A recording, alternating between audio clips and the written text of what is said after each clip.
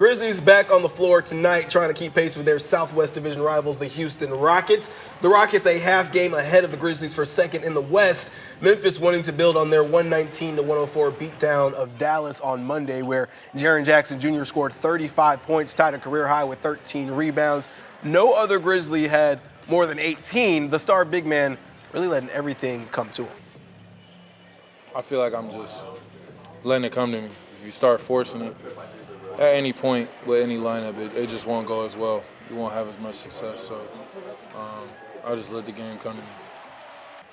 So the Grizzlies had 6 players out taking on the Mavericks, but it looks like help is going to be on the way. Ja Morant, Desmond Bane, Santi Aldama, all updated to questionable. And don't look now, but G.G. Jackson down there still out, but assigned to the hustle, meaning his return is likely imminent as well. And one thing you also see on that injury report is that Jaren Jackson Jr.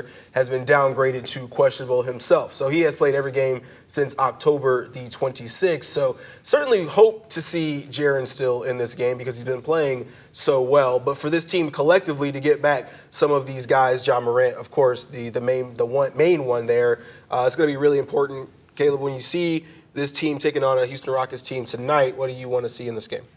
Yeah, well, Houston is 7-3 in their last 10. They've been playing really good basketball. They're a very physical team. It's something where the Grizzlies need to be full strength because playing a physical team, you're going to end up playing those minutes, that 36 minutes, that 33 minutes that Jaren's going to play is going to feel more like 48 minutes. So he's going to need some help from his teammates like Ja Morant and Desmond Bane. He's more than capable of doing it by himself tonight, but he really needs those guys. I mean, his last 5 games, he's averaging 31 points per game and 10 rebounds per game. We're actually seeing him get on the boards a little bit more, which is a good sign, but it's because he's had to be. And if you bring in somebody like Desmond Bane and Ja Morant, they're not big on the boards, but they're going to go up there and get those hard rebounds, like Ja and Bane like to get. Overall, they're a much better team with that big 3 fully aligned together. So hopefully they get them back tonight. All right, Rachel, what you think? Injuries?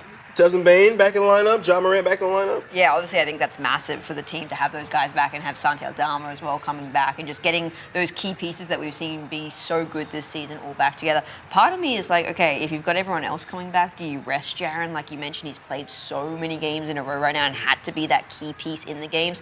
Part of me is like, maybe you rest him, but I mean, we were talking about the importance of this game before the show and how this game is big in the telling of where this team stands throughout the rest of the season. So maybe you do want him in there and have that full strength side to really show what you've got. You mentioned the boards, Caleb, but I think that's going to be a really interesting part of this game tonight. They're first and second in the league in rebounding. And so I think it'll be interesting to see who kind of dominates that end or whether it does stay pretty even throughout the whole game. I think another interesting part is Houston second worst in the league in assists. Memphis the best. Just goes to show how different their offenses run. And I think that's going to be kind of fun to see that on display tonight. Yeah, Memphis is the top team in terms of pace in the entire NBA. Houston is 20th, so about the last 10 spots in the NBA. Jalen Green, one of those guys who has to kind of dominate the ball in ways that I think we thought Ja Morant kind of had to do early on in his career. I think what's going to be interesting to me about this game is you really have to handle the physicality of a Houston Rockets team that has been just they're so dominant with their big bodies that they have. Alperen Sengun, who's been absolutely phenomenal the last couple of years, this year especially, averaging 19 and 10, a double-double. You get to see Steven Adams again in this game. I want to see how Zach Edey handles taking on Steven Adams, who obviously you were brought in as the 9th pick in the draft to kind of replace what Steven Adams was bringing to this Memphis Grizzlies team. How do they interact today? I think will be kind of funny. And then, of course, you got to be ready for the Dylan Brooks factor. And Dylan's kind of had Memphis's number really since he's went down to Houston. Kind of had the upper hand in a lot of these games. But getting Desmond Bane and Ja Morant back is going to be absolutely crucial for these guys. We did see Josh in shoot-around on Monday. And I think that was kind of really important as a kind of a note that, okay, you may be closer than you think. Even if he is questionable, I think we've seen when we talk about the Grizzlies this year, when a player is on the questionable on the injury report, they're more likely playing than not. But at the same time, you got 2 guys dealing with ankle sprains in Desmond Bane and Santi Aldama. Getting them back is going to be huge for this team. Santi in particular, I think has been really, really missed for the Grizzlies.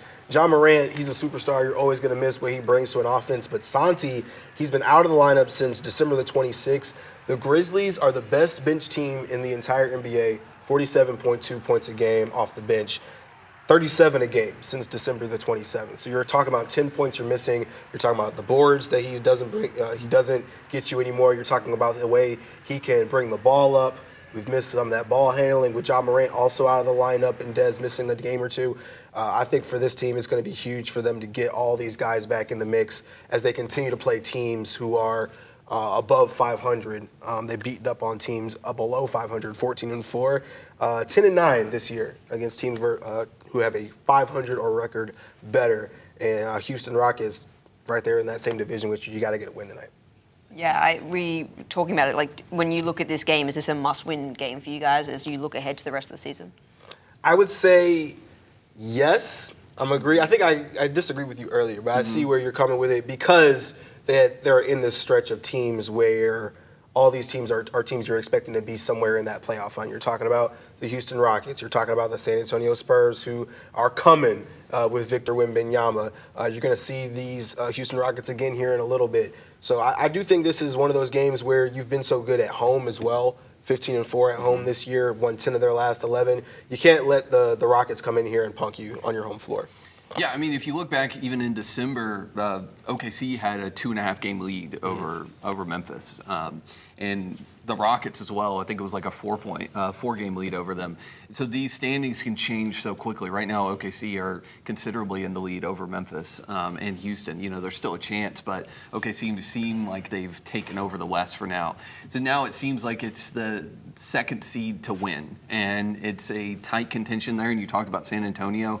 You never know. Wembanyama is playing out of his mind right now, and so he's carrying that team. But the Rockets as well, they've been very consistent. They're kind of in that same boat. They've lost in their last 10 games to Minnesota, OKC, Miami. Meanwhile, their two biggest wins over the last 10 games have been against Golden State and the Lakers, two teams that are kind of hovering around 500. So similarly to the Grizzlies, they need this win, you know, and it's a big game away from home. Houston is a really tough place to play in Houston, and so Memphis is also a really tough place to play.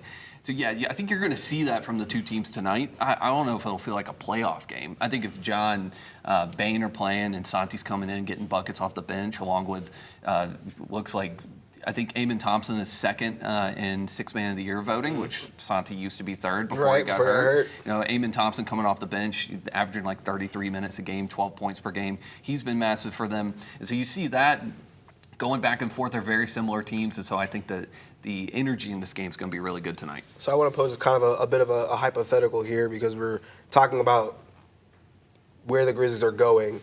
Jaren Jackson Jr. has that 35-point game, 13-rebound game, probably the most dominant game we've seen him play, kind of in all ends of the spectrum, scoring, rebounding, playing defense.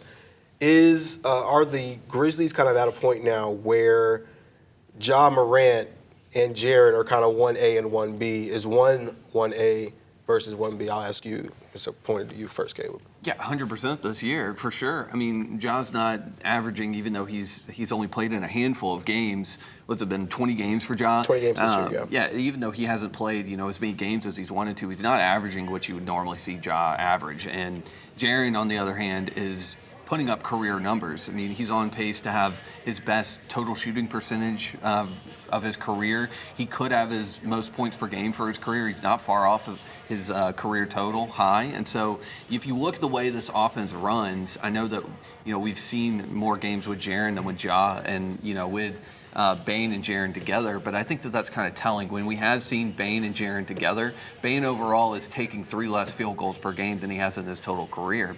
And he's played a lot of games with Jaren and without Ja this year, and so they defer to Jaren offensively, and I think that that's a big sign. Ja sees it as well. You know, he's averaging more assists than he has his entire career. He's trying to find Jaren more. The Grizzlies are number 1 in points in the paint, and a big reason for that is Jaren Jackson Jr. And so even when Ja's back, the main guy he's going to be looking for when him and Jaren are on the court together is going to be Jaren Jackson Jr. So, yeah, 1A, 1B, and, you know, I think it's closer than people realize. You know, the Grizzlies aren't in the media a lot, in the national media, and so the national media is obviously going to defer to Ja when Ja's playing. But I think the local media and people that, you know, really watch them a lot out of market realize how good Jaren is, and this could be Jaren's year. I think Jaren has really been fantastic. 22 points a game. Talking about being the best scoring average of his career. 6.3 rebounds is kind of getting up there. He's still doing it on the defensive end, right? 1.5 blocks a game, still in that defensive player of the year conversation, second right now in that kind of voting. I think what he's been able to do, where in games where him and Ja are playing together, I think we tend to think, oh, Ja is going to be the alpha. And Ja still is in alpha, but in games where they play together, they score the same amount of points. It's 22 and 22.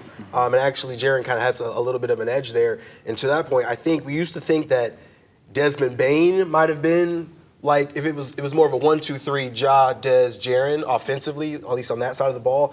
Now I think it's, hey, Jaren is probably the most versatile part of the offense. Ja kind of controls the offense and where it goes. He's looking for Jaren, to Caleb, to your point. And Desmond Bane just kind of fits his way in there. He's going to do everything you need him to do. A little bit more on the rebounds, points, assists. You know, he's going to do a little bit of everything. But what Jaren's been able to do this year has just been very impressive because he's having to do everything. And I think what the jump that he had to take last year, especially with Ja Morant not being out of the lineup, really made him evolve on the offensive level. Yeah, I hate ranking, right? But if I had to, I'm almost to an extent putting Jaren above Ja. And it's because Jaren's playing pretty much every game. Like, you're not seeing Ja out there with that consistency. And look, when he's on the floor, of course, he's phenomenal. And you look to him and think, oh, what is he going to do now? Like, he's got the ball in his hands. He's going to do something crazy, which is going to make ESPN highlights and everything around social media. And it's phenomenal. Like, I've never seen a guy with that much hang time and just his ability to find guys and assist. It's incredible. But Jaren is just the consistent player this year that we're seeing, and it's so important for the Grizzlies to have that, especially when we're seeing so many other guys in and out of the injury list. It's Jaren. He's always there. He's on the court, and he's making an impact. I think he's been so impressive both offensively but then defensively, and that's what we've known him for, right? In those early years, it was his defense was so impressive. He obviously won Defensive Player of the Year in the entire league, and you've just seen that develop and stay there, but his offense just continuously get better. Part of me is putting Jaren above Ja right now just because of how much he's playing and what he brings every single night. And if you look at something a lot of NBA stat experts look at as win shares, Jaren's on track to have more offensive and defensive win shares in his career. I think he's at 2.2 defensive win shares right now, which is very high in the league. And his win shares per 48 minutes, which is a stat that a lot of people look at when they look at overall personal rating, offensive and defensive, is top 10 in the league with .172, which is really good. I know those are like kind of confusing nitty-gritty numbers, but that's just showing how much he's giving to this team. You know, he's responsible for a handful of wins this season, and I think that's really important to look at. Yeah, Taylor Jenkins said, when talking about Jaren after the Dallas Mavericks game, like, yeah, I lean on him a lot. And that was almost kind of like an understatement. Like, we all kind of chuckled at it because you've had to. To the point about Ja, you almost feel bad for him because it feels like he can't get any level of consistency, kind of been in and out of the lineup. Rhythm. I think it said he hasn't played more than 5 games in a row in 2 years, which is tough. And then even this year, only played 20 games. I think he can miss one more game or he can't miss any more games to not be in all-NBA consideration, which is almost insane because when you watch him on the floor, he is still so good. It's still such a dynamic part of what the Grizzlies do on both ends of the floor. And I think defensively especially, he's gotten a little bit better this year. So, yeah, Jaren, by pure virtue of just being on the floor as much as he has become, I don't want to say he's the alpha, but he is definitely an alpha for this team moving forward.